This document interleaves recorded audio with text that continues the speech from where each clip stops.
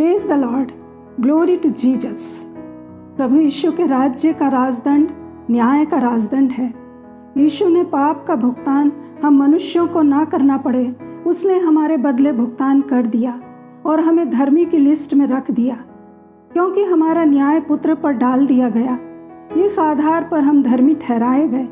परंतु हमारे धर्म के काम, हमारी धार्मिक गतिविधियां, क्रियाकलाप हमें धार्मिकता के उस स्तर पर नहीं लाते जो यीशु मसीह के द्वारा होते हैं, जिससे परमेश्वर की महिमा और स्तुति होती रहे। इसलिए हमें अपने धर्म के कामों में अनुशासित होना है, क्योंकि यीशु मसीह के पास न्याय और धार्मिकता का राजदंड है। नीति वचन 14:12 में लिखा है, ऐसा मार्ग है जो मनुष्य को ठीक जान पड़ता है, परंतु उसके अंत में मृत्यु ही मिलती है। मसीह विश्वासी कलीसियाएं अपने धर्म के कामों के अनुसार ही अपनी धार्मिकता स्थापित करना चाहते हैं। इसलिए मत्ती 6:1 में यीशु ने कहा, सावधान रहो, तुम मनुष्यों को दिखाने के लिए धर्म के काम ना करो, नहीं तो अपने स्वर्गीय पिता से कुछ भी फल ना पाओगे। दान देना, प्रार्थना करना, उपवास करना, ये मसीहों की धार्मिक क्रियाएं हैं जिन्हें करते हुए वे अपना पूरा जीवन बिता देते हैं। परंतु बाइबल बताती है कि इनको करने पर भी कुछ प्रतिफल नहीं पाएंगे यदि इनको करने के पीछे उनके मोटिव सही नहीं है। दान देना, प्रार्थना, उपवास, ये तीनों जो प्रैक्टिस हैं, इनके द्वारा हम परमेश्वर के फेवर को अपने लिए चाहते हैं। पुराने नियम में व्यवस्थाएं थीं जिनका पालन करना मनुष्य को अवश्य था। यदि पालन करेंगे तो आशीष पाएंगे, यदि नहीं तो शापित हैं। लेकिन यीशु मसीह पर विश्वास करने और उनको ग्रहण करने के द्वारा हम व्यवस्था के शाप से छुड़ाए गए और अनुग्रह के अधीन हो गए और धर्मी ठहराए गए। तो अनुग्रह के द्वारा मनुष्य धार्मिकता का प्रतिफल पाते हैं, जिसके लिए अनुशासन जरूरी है। यीशु सावधान कर रहे हैं। ये उस व्यक्ति के समान है जो ड्राइविंग कर रहा है। सामने एक बोर्ड को देखकर उसकी आंखें, उसके हाथ अलर्ट हो जाते हैं, जहां लिखा होता है सावधान, आगे खतरा है। तो प्रभु यीशु के सावधान करने पर हमें कितनी गंभीरता से अलर्ट होने की ज़रूरत है, क्योंकि यहाँ कुछ खतरा है। हमें अपने कान खुले रखकर इस चेतावनी को सुनना है कि किस बात के लिए हमें सावधान कर रहे हैं। मत्ती 6:2-18 में लिखा है, इसलिए जब तू दान करे तो अपने आगे तुरही न बजवा, जैसे कपटी सभाओं और गलियों में करते हैं, ताकि लोग उनकी बड़ाई करें। मैं तुमसे सच कहता हूँ कि वे अपना प्रतिफल पा चुके। जब तू प्रार्थना करे तो कपटियों के समान ना हो। लोगों को दिखाने के लिए प्रार्थना करना उनको अच्छा लगता है। मैं तुमसे सच कहता हूँ कि वे अपना प्रतिफल पा चुके। जब तुम उपवास करो तो कपटियों के समान तुम्हारे मुंह पर उदासी न छाई रहे, क्योंकि वे अपना मुंह बनाए रहते हैं ताकि लोग उन्हें उपवासी जाने। मैं तुमसे सच कहता हूँ कि वे अपना प्रतिफल पा चुके। यीशु मसीह ने 3 बार कहा कि वे अपना प्रतिफल पा चुके।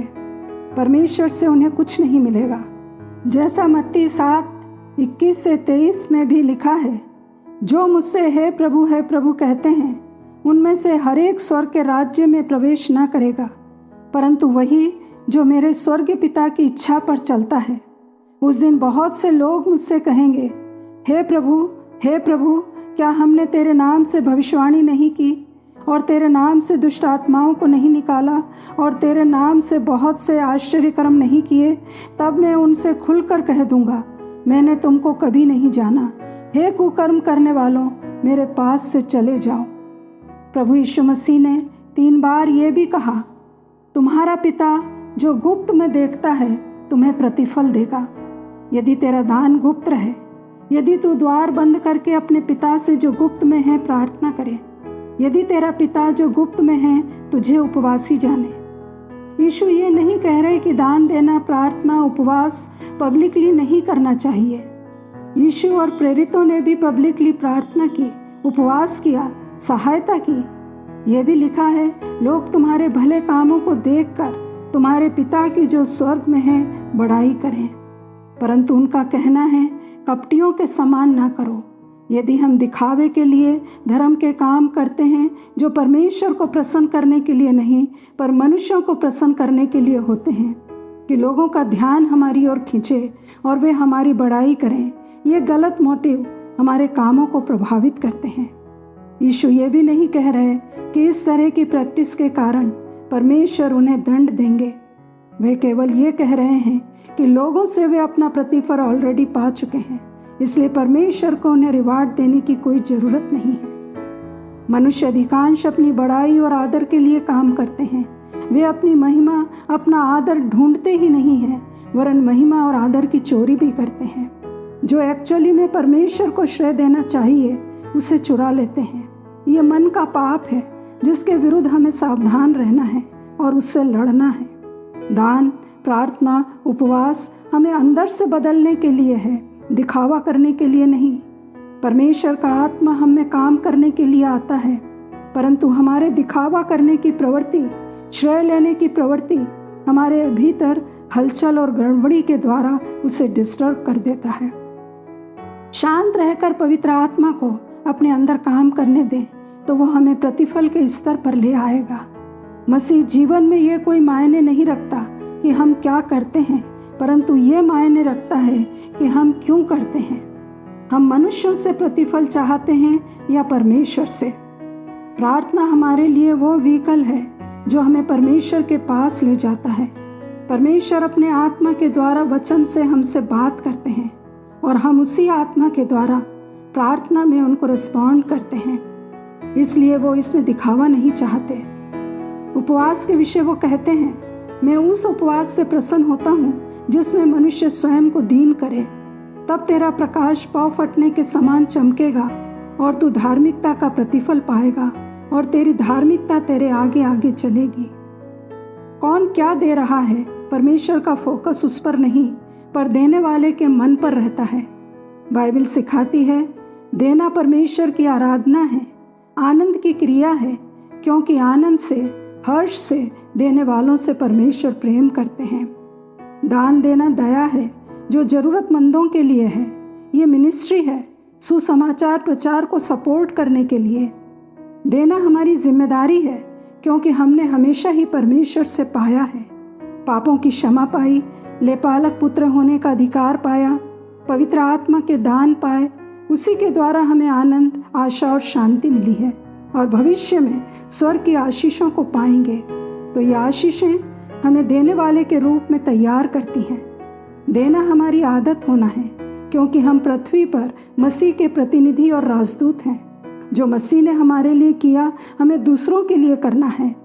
परमेश्वर नहीं चाहते कि हम दबाव से दें, परंतु जो जैसा मन में ठाने वैसा दान दे, न दबाव से न जबरदस्ती से, क्योंकि ये विश्वास से किया जाने वाला एक्ट ऑफ सीक्रेट डिवोशन है जो हमारे हृदय से उत्पन्न होता है।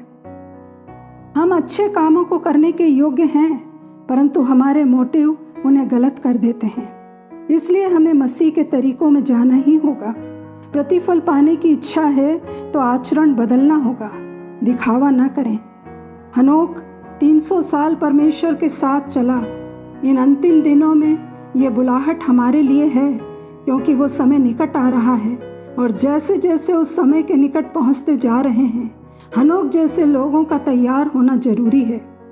गुप्त रूप में जो पवित्रता में, धार्मिकता में चलने के लिए समर्पण किए हैं, अभिषेक बारिश की तरह उन पर आ जाएगा।